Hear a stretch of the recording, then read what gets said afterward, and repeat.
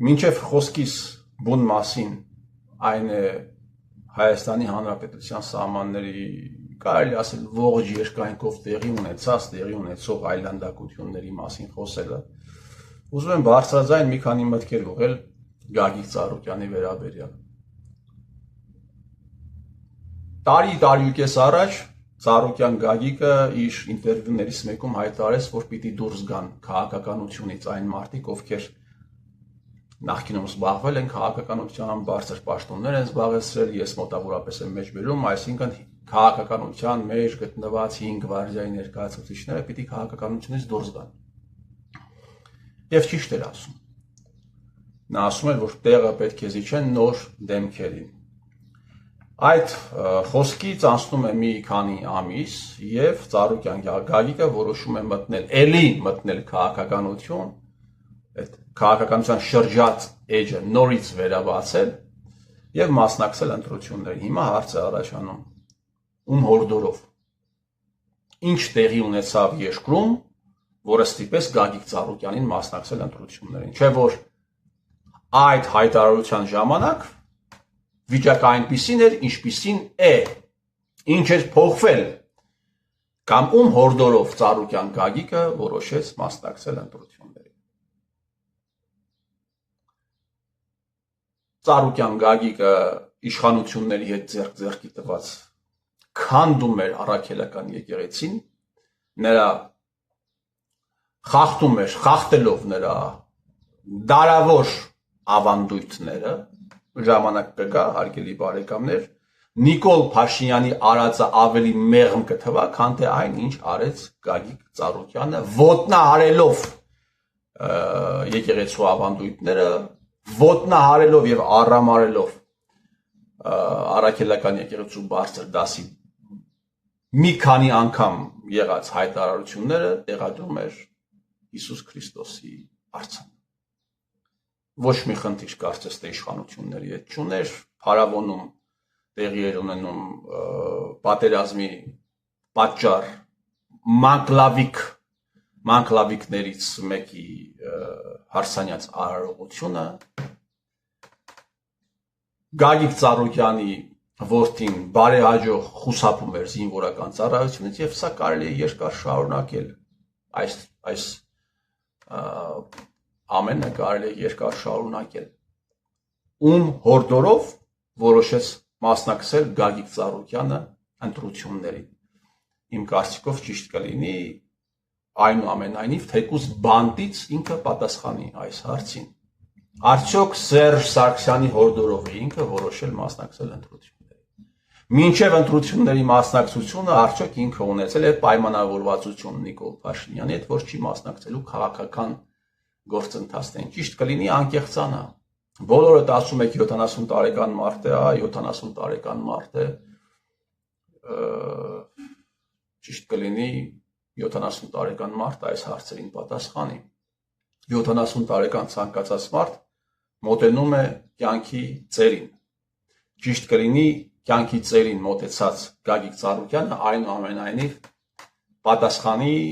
թե ինչ հարաբերությունների մեջ է գտնվել Նիկոլ Փաշինյանի հետ, թե ինչ հարաբերությունների մեջ է գտնվել Սերժ Սարգսյանի հետ։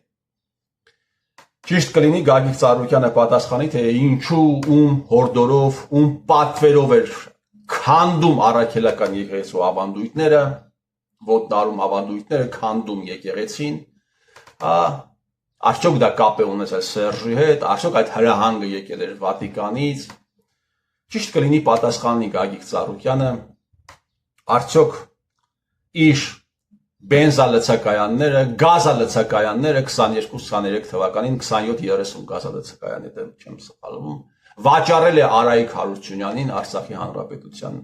նախկին նախագահին, մոտավորապես $1 միլիարդ։ Ճիշտ կլինի Գագիկ Ծառուկյանը պատասխանի, արդյոք Արցախյան ողբերգությունից հետո $12 միլիոն է հատկացվել իրեն, իբրև թե ինքը Արցախից իրեն է հատկացվել իբրև կոմպենսացում, իբրև թե ինքը ունեցել է Ջաբրայելում $12 միլիոն սպիրտ եւ դրա դիմաց նաեւ տեղի ունեցել տրակտորի ինչ-որ խանութ ունի, խանութը դրա դիմաց ինքը տվել է բնականաբար խանութն արժեցել է ավելի քիչ, տվել է Արայիկ Հարությունյանին, ճիշտ է, այն գրանցվել է Կարեն Շահրամանյանի անունով։ Այս շարքը կարելի է երկար թվել, այնուամենայնիվ այս ամենի մասին պիտի խոսվի, պիտի բարձրաձայնվի եւ ակնկալվի, որ Գագիկ Ծառուկյանը պատասխանի այս հարցերին, բայց գլխավոր հարցը մնում է հետեւյալը. ում հորդորով է նա որոշել մասնակցել ընտրություններին։ Եթե ոչ մեկը չի հորդորել, ապա թող պատասխանի ինչ էր փոխվել Հայաստանում այն օրվանից սկսած, երբ ինքը հայտարարեց, որ պետք է դուրս գա քաղաքականությունից, ինչ էր փոխվել։ Ստաբիլ վատ է Հայաստանի Հանրապետությունում, հարգելի բարեկամներ, ինչպես որ վատ էր, այդպես էլ վատ է։ Հիմա Հայաստանի Հանրապետության հյուսիս-արևելքում, հարգելի բարեկամներ, դուք գիտեք, որ 24 թվականին հյուսիս-արևելյան հատվածը բնակիչը քանդվեց, ուղղակի մինապատ տարածքները ականազերծվեցին, իմիջիայլոց մենք ապրում ենք մի այնպիսի երկրում, որտեղ ականապատողները իրենց կյանքը վտանգի տակ դնելով ականապատող աֆիցերները մի կերպ գոյատևում են, այսինքն երկիրը պաշտպանածները, անվտանգությունը ավելացրածները մի կերպ են գոյատևում, մարդիկ, ովքեր նաև իրենց այդ գործողությունների ընթացքում կորցրել են իրենց ընկեր զինվորներին։ Բայց այն ստահակները, ովքեր իրականացնում են ականազերծում, դավադիր ականազերծում, դառնում են գեներալ եւ հերոսներ։ Այսպիսի բաների պատճառով է, որ ես ասում եմ, մենք ապրում ենք մորալ օրենքների զուրկ պետության մեջ, մոզանոցում։ Ասա է պատճառներից մեկը, որ ես ասում եմ, մենք ապրում ենք բարոյական զուրկ, բարոյականությունից զուրկ պետությունում, մարդկանց իշխանության ներքո,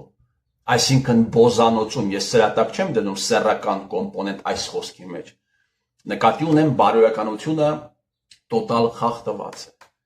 Ուրեմն Հայաստանի հյուսիս-արևելյան հատվածը, հարգելի բարեկամներ, այդ բնակիչը քանդվեց, ինչից հետո, երբ Արայիկ Հարությունյանը հարցազրույց տվեց ադրբեջանական ԶԼՄ-ներին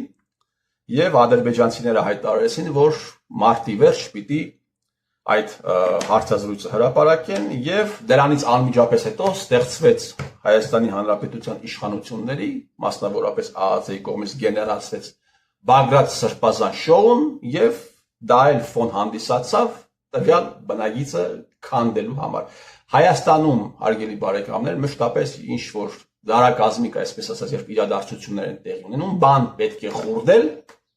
մշտապես դրա ֆոնին գեներացվում են ինչ որ շարժումներ, պարտադիր։ Եվ ամեն անգամ կամ համարյա ամեն անգամ այդ շարժումները գեներացվում է իշխանությունների իսկ կողմից ազգային անվտանգության ծառայության միջոցով։ Սա հյուսիս-արևելյան հատվածը։ Հայաստանի Հանրապետության հյուսիս-արևմտյան հատվածում, հարգելի բարեկամներ, նախկին վարչապետներից մեկը այնքան է շահագործել Արաքսի հովիտը, այնքան է փորել, որ պայմանավորվածություն կա, որ հայ-թուրքական սահմանը բաժանում է Արաքս գետը, որ գետը փոխել է իր հունը, հսկայական տարածքային վնասներ պատճառելով Հայաստանի Հանրապետությանը, խոսք է գնում մոտավորապես 400 հեկտարի մասին։ Տեսնում եք հյուսիս-արևելյան հատվածում բնագիծը ինչպես քանդվեց, տեսնում եք հյուսիս-արևմտյան հատվածում ինչեր են տեղի ունենում, հարգելի բարեկամներ։ Իմ ունեցած տվյալներով նույնիսկ Հայաստանի կառավարությունը դիմել է Թուրքիայի կառավարությանը հարցը լուծելու համար, ինչին ի պատասխան Թուրքիայի կառավարությունը ոսկեղենիկ ներկա իշխանությունների հայերենով ասած, ժամանակակից հայերենով ասած, սիկտիր է արել Հայաստանի կառավարությանը եւ ճիշտ է արել։ Սա հյուսիս-արևմուտք։ Գանք հարավ, հարգելի բարեկամներ, հարավ-արևելք, հարավ-արևելյան հատվածում, հարգելի բարեկամներ, բազմաթիվ օկուպացված բազմաթիվ տարածքներ կան, Գորիս Կապա ճանապարհահատվածի մի մասն է օկուպացված, բայց ամենամեծ ողբերգությունը Սև լճին հարող դիրքերն են, որտեղ հայ զինվորները հասնում են ծառայության վայր, անցնելով ադրբեջանական զննության, հսկողության, ստորացման միջոցով։ Հարյուրավոր օֆիցերներ, զինվորներ գտնվում են այդ հատվածում, որտեղ կա նաև երկու դիրք, ինձ սրա մասին շատ եմ խոսել, պատմում եմ, որ նույնիսկ այդ զննությունը տեղի ունենում ձեռքերը վեր բարձրացված, երբեմն փայտով հարվածում են, զննում են նույնիսկ հացի մեքենան, սա տեղի է ունենում մեր բոլորի աչքի առաջ, պարլամենտի ուղիղ վերահսկողության ներքո եւ այս հարցերի վերաբերյալ հիմնականում լրագրողները պահում են լռություն։ Այս հարցը սկսեց շրջանառվել միայն հանրային տիրույթում սկսեց շրջանառվել միայն այն բանից հետո, երբ հրապարակվեց, բազմաթիվ մարդիկ իմացան եւ ստիպված նաեւ լրագրողները հարցում արեցին պաշտպանության նախարարությանը, որը չհերքեց ըստ էության, իսկ պաշտպանության նախարար Պապիկյան Սուրիկը ասաց, որ դե այո, այդպիսի հատվածներ կան, բայց զննություն տեղի չի ունենում, հայ զինվորները անցնում են ադրբեջանցիների դիրքերի, մեր տարածքում գտնվող տեղակայված դիրքերի միջոցով ադրբեջանցիները ուղղակի թույլ են տալիս, առանց զննելու։ Սա հարավ-արևելյան հատվածը, հարգելի բարեկամներ, իմիջայլոց այն մարդիկ, ովքեր ինձ հիմա դիտում են եւ այսպես տարակուսում են, իմացեք վաղը մյուս օրը այդ հատվածում կարող են հայտնվել փաստացի պատանդարության մեջ, կարող են հայտնվել հենց ձեր բարեկամները, ձեր հարազատները, ձեր ամուսինները, ձեր զավակները, կամ հենց դուք։ Ասում է, նկարում են զինվորներին, միայն դրանից հետո են թույլ տալիս, որպեսզի մտնեն այդ դիրքեր, ուղարկելով հրամանատարային դիտարկման կենտրոն նկարները եւ հետո նաեւ նույնը դուրս գալուց նկարում են ադրբեջանցիները, ուղարկում են հրամանատարային դիտարկման կենտրոն եւ հետո դրական վիզայից միայն հետո թույլ են տալիս համապատասխան թույլտվությունից հետո թողնում են, որպեսզի հայ զինվորները դուրս գան այդ դիրքերից։ Հայաստանի Հանրապետության հարավ-արևելյան հատված։ Հայաստանի Հանրապետության հարավային եւ հարավ-արևմտյան հատվածում եւս հարգելի բարեկամներ տեղի են ունենում հետաքրքիր ողբերգական իրադարձություններ։ Նախ պիտի ասեմ, որ Նախիջևանի հյուսիսային հատվածում ադրբեջանցիները 2018 թվականի վերջ բարելավեցին իրենց դիրքերը 11000 հեկտարով, այսինքն 11000 հեկտար ադրբեջանցիները առաջ եկան այդ հատվածում, հարգելի բարեկամներ, սա տեղի է ունեցել 2018 թվականի երկրորդ կեսում։ Հիշում եք 2018 թվականի երկրորդ կեսում Հայաստանի Հանրապետությունում քաղաքական ինչ իրավիճակ էր։ Տեղի էր ունեցել Սերժիկը բեմականացրել էր Թավշյա ոչ բռնի հեղափոխությունը, իշխանությունը հանձնել էր Նիկոլ Փաշինյանին կամ իշխանության հանձնման իմիտացիա էր արել Նիկոլ Փաշինյանին եւ պարլամենտում մեծամասնություն էր կազմում հենց Սերժիկ Սարգսյանի ՀՀԿ խմբակցությունը։ 11000 հեկտար Սերժիկ Սարգսյանի փաստացի իշխանության ժամանակ ՀՀԿ-ի պարլամենտում մեծամասնության ժամանակ ադրբեջանցիները 11000 հեկտար առաջ են եկել Նախիջևանի հատվածում։ Հիմա որ դոշ են պատրում այդ ստահակները, ուռապատրիոտները, ցույց կտաք ինձ այս այլանդակության վերաբերյալ պարլամենտում սրանց ելույթները։ Իրենք են վերահսկում, ես էլի պիտի ասեմ, Հայաստանի Հանրապետության սահմանադրությամբ, ոչ միայն Հայաստանի Հանրապետության, բոլոր երկրների, բոլոր հանրապետությունների սահմանադրություններով պարլամենտին վերապահված է որոշակի վերահսկողական ֆունկցիաներ կառավարության գործունեության նկատմամբ, սա ամրագրված է նաև մեր մոտ սահմանադրության մեջ։ Հիմա այս այլանդակությունը տեղի ունեցել ՀՀԿ-ի ուղիղ վերահսկողության ներքո 11000 հեկտար, հարգելի բարեկամներ։ Այն Շարմազանովները, բաները, Շուշան Պետրոսյան, բան, ազգային երկեր, որ երգում են, Արցախը, հողը, բանը, ձեր ժամանակ է տեղի ունեցել։ Սվոլոչներ։ Ցույց կտաք ձեր ելույթներ։ Այո, անմիջական պատասխանատուն Հայաստանի Հանրապետության կառավարությունն է, բայց ձեր վերահսկողության տակ է գործել Հայաստանի Հանրապետության կառավարությունը։ Դուք պարլամենտում ունեցել եք մեծամասնություն եւ դուք նաեւ գլուխ եք գովում, ասում եք Նիկոլը ինչու է ուզում արտահերթ ընտրությունների գնալ, չէ՞ որ ինչ նախագիծ բերում է, մենք կողմ ենք քվեարկում նախագծին։ Դուք սրա համար գլուխ եք գովում։ Սա օգտագործում եք որպես փաստարկ նոր ընտրություններ չլինելու համար, չէ՞։ Պարլամենտական մեծամասնության ներկայացուցիչներ։ Հիմա ամենասարսափելին, հարգելի բարեկամներ, երբ Երևանից գնում է Սյունիք, հյուսիս-հարավ ճանապարհահատվածի մի մասը անցնում է Տիգրանաշեն երասխ հարող հատվածներով։ Ուրեմն Երևանից Սյունիք սա վերաբերվում է քաղաքացիական մեքենաներին։ Բայց երբ Երևանից Սյունիք է գնում, այսինքն ռազմական մեքենաներ, բանակը սպասարկող մեքենաներ, հարգելի բարեկամներ, ադրբեջանցիները թույլ չեն տալիս, որ հյուսիս-հարավ ճանապարհահատվածով անցնի եւ այնտեղ Մղճան գյուղի մոտ մի հատված կա, որտեղից դառնում են այդ մեքենաները եւ հարյուրավոր կիլոմետրեր քարքարոտ սարերով եւ ձորերով անցնող մի ճանապարհահատված կա եւ միայն այդ ճանապարհահատվածի միջոցով է կարողանում են անցնել բանակը սպասարկող մեր մեքենաները։ Այսինքն Հայաստանի Հանրապետության տարածքում ադրբեջանցիներն են որոշում բանակը սպասարկող մեքենաները ինչ ճանապարհով պիտի անցնեն կամ ինչ ճանապարհատվածով պիտի չանցնեն։ Սա է Փաշինյան Նիկոլի ինքնիշխանությունը։ Այդ Մղճանի հատվածում, որտեղ շրջադարձ են անում բանակին սպասարկող բանակային մեքենաները, բանակի մեքենաներ, հարգելի բարեկամներ, դրված են այսինքն կամերաներ, որոնք գտնվում են Հայաստանի Հանրապետության զինված ուժերի գենշտաբի պետ Ղարաբաղցի Էդուարդ Ասրյանի ուղիղ աչքի առաջ։ Հատուկ եմ նշում Ղարաբաղցի, են որ ասում են Ղարաբաղցիները կռվող էին, հայաստանցիները ոչ։ Տասնյակ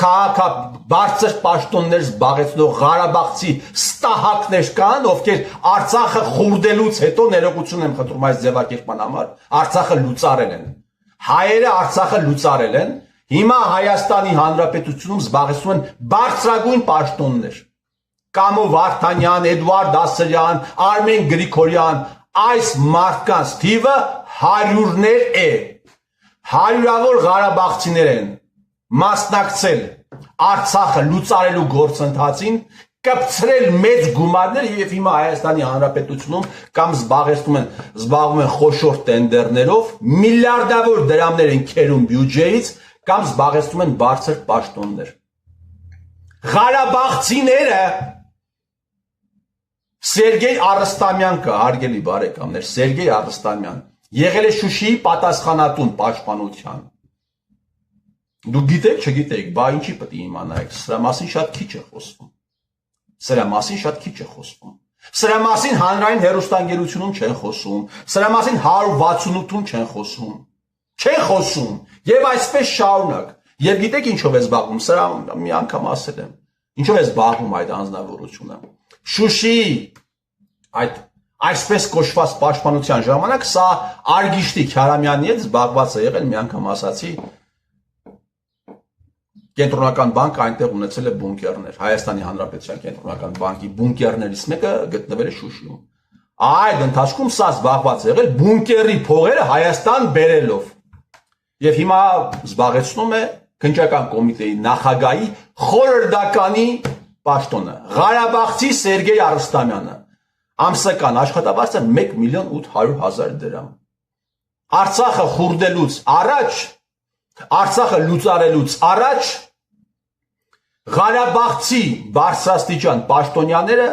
շուկայականից պատիկ անգամ բարձր գնելով վաճառում էին Արցախի Հանրապետության վրա, այսինքն Հայաստանի Հանրապետության վրա իրենց գույքը։ Բազմաթիվ են եղել այդ պաշտոնյաները, ես նաև անուններ եմ նշել, գեներալներ, քաղաքացիական բարձր պաշտոններ զբաղեցնող քաղաքական, բարձր պաշտոններ զբաղեցնող եւ այլն։ Այն ինչ որ տեղի է ունենում, սա վերաբերում է բոլորիս։ Շատերը մեկ-մեկ ինձ ասում են խոսելը հեշտ է, խոսելը հեշտ չէ։ Խոսելը որ հեշտ լիներ, այս թեմաների մասին բոլորը կխոսեին։ Դուք մի շփոթեք, հա, խոսելը որ հեշտ լիներ, այս թեմայի մասին կխոսեր Աբրահամ Գասպարյանը։ Խոսելը եթե հեշտ լիներ, այս թեմայի մասին կխոսեր Էդգար Ղազարյանը։ Խոսելը եթե հեշտ լիներ, այս մասին կխոսեր Արամ Վարդևանյանը, եւ այսպես կարելի հազարների անուններ տալ։ Հարգելի բարեկամներ, դուք այսքանը չեք հասկանում, թե ձեզ եք դրել չհասկացողի տեղ։ Խոսելը եթե հեշտ լիներ, սրա մասին կխոսեին դաշնակ մաշնակները։ Բանակից փախած պարտադիր զինվորական ծառայությունից փախած Գառնիկ Դանիելյանը, Իշխան Սաղաթելյանը, Արթուր Խաչատրյանը, Քոչարյանի ամոթ չունեցող զավակը, որ մինչև հիմա ասում է 18 թվականին հեղափոխություն է եղել։ Խոսելը եթե հեշտ լիներ, սրա մասին կխոսեր Քոչարյան Ռոբերտը։ Խոսեին, հարգելի բարեկամներ։ Սաթիկ Սեյրանյանը սրա մասին կխոսեր, եթե հեշտ լիներ խոսելը։ Շարմազանովը սրա մասին կխոսեր, եթե հեշտ լիներ խոսելը։ Չէ, նրանք հեշտ չէ խոսելը։ Որովհետև կա գերնպատակ։ Պետք է տուն պահել։ Պետք է ուսանող պահել արտասահմանում։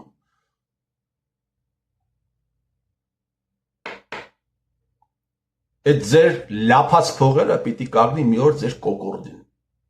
Ձեր փողերը դուք աշխատում եք մարդկանց ֆունդամենտալ իրավունքները ոտնահարելու, մարդկանց մոլորեցնելու, ստորացնելու, սպանել տալու արյան վրա։ Եվ այդ փողերը կանգնելու ձեր կոկորդին, եթե ձեր կոկորդին չկանգնես, կանգնելու ձեր սերունդների կոկորդին է կանգնելու։ Լավ իմացեք, փողը արժե զրկվելու հատկություն ունի։ Փողը արժե զրկվելու հատկություն ունի։ Կյանքն էլ վերջանալու։ Ինչպես ասում էր Բուլգակովի հերոսը, կյանքը վերջանում է, բայց դա կես ողբերգությունն է, որ ողջ ողբերգությունը նրանում է, որ կյանքը վերջանում է հանկարծ։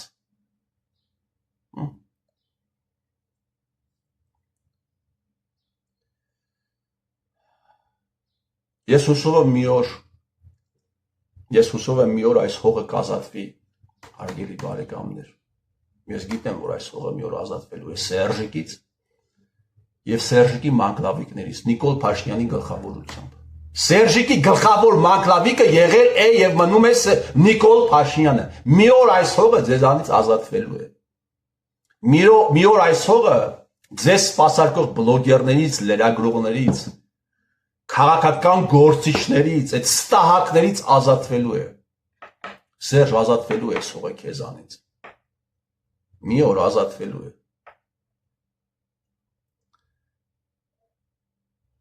Ես ձեր տիրոջ մերը, երանի այն օրը, երբ հայը կազատվի հայից։ Դա Աստված հայի ձեռքով ազատվի, եթե ոչ թողոտարի ձեռքով ազատվի։ Ես ձեր տիրոջ մերը